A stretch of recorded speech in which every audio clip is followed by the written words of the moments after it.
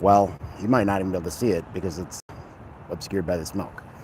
But anyway, I don't normally do this because I don't really think I'm all that interesting, but this is my first time at a FIC PFM convening, and my first time going to another city other than Minneapolis or somewhere in Minnesota to talk about wrongful conviction, people that I know that are in prison, and just these issues that, look, if something affects the most vulnerable amongst us, at any given time, we could be that most vulnerable person. Like, I'm just going to tell you, 5 or 6 years ago, I was making $115,000 a year.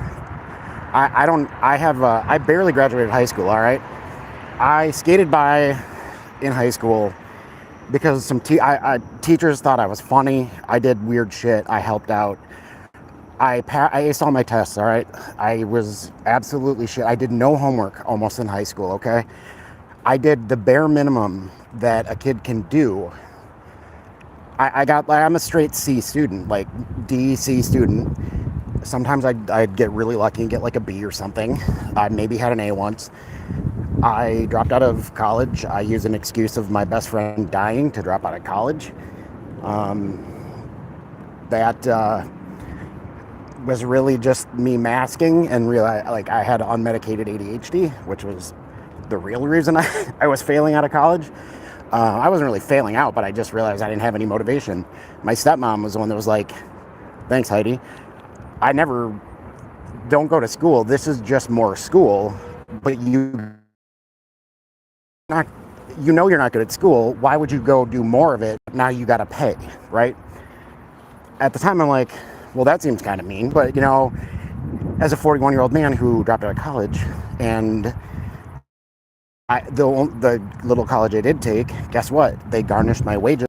When I was in 2005, state garnished my wages. Money from my fucking dad to buy gasoline for my car to go to my job at Sam's Club that I was only working at to pay for college and basically my rent and food. Where was I buying my food? I was buying almost all of my groceries at Sam's Club. I was buying all of my groceries at the place I worked. I was buying the gasoline from the place I worked to get to work. At what point is Sam's Club and Walmart and Target not a company store? Yeah, I get paid in US dollars. I don't get paid in fucking script.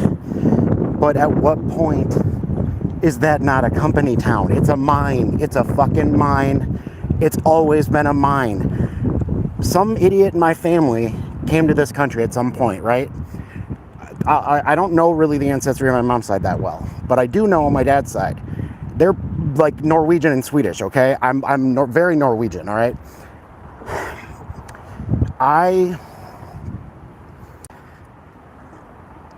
Somebody in my family thought something was going to be easier about here.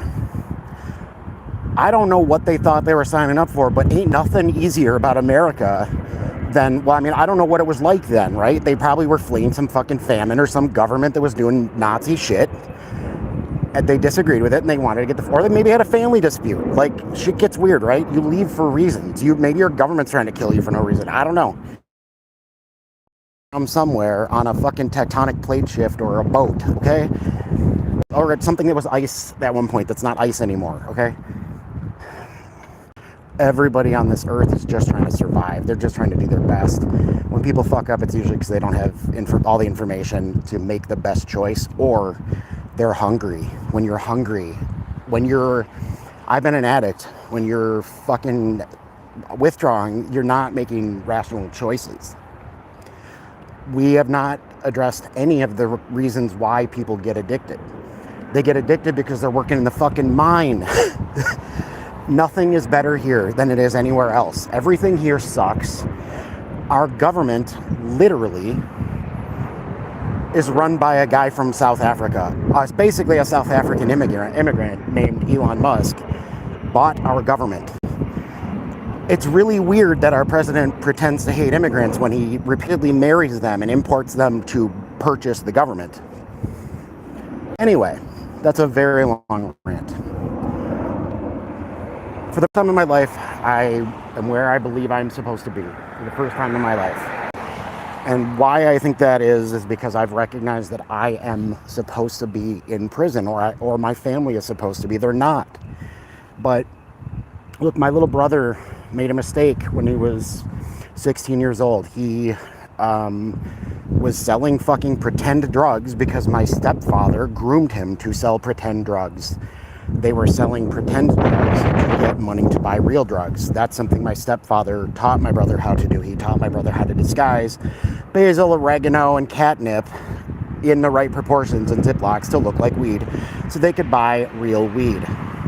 My stepfather did that because Chris, my brother, had lower risk, because it's easier for a 16-year-old to get out of a felony charge than it is for a 40-year-old or whatever the fuck Robert was. He was 30-something. That's not okay.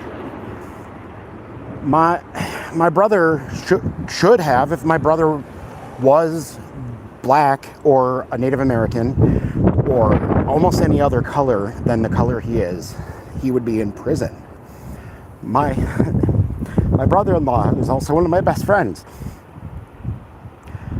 He did stupid shit when he was a kid because he had absent parents. No offense, Bill and I shouldn't say names. No offense to my in-laws. They were kids that had kids that were working jobs. They were trying to survive. Nothing that they did was their fault either. We all come from generational trauma. We are poor people too. We need to be helping other poor people. My brother-in-law made a mistake when he was 15 or 16 too. He got expelled from school. If he were the wrong skin color person, if he were born a different skin color, he would be in prison. What happens to 16 and 18-year-olds when they go to prison? They get addicted to drugs that they weren't addicted to when they went in because they were just kids.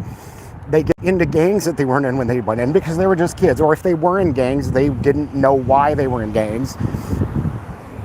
Sorry, I'm very emotional, by the way. I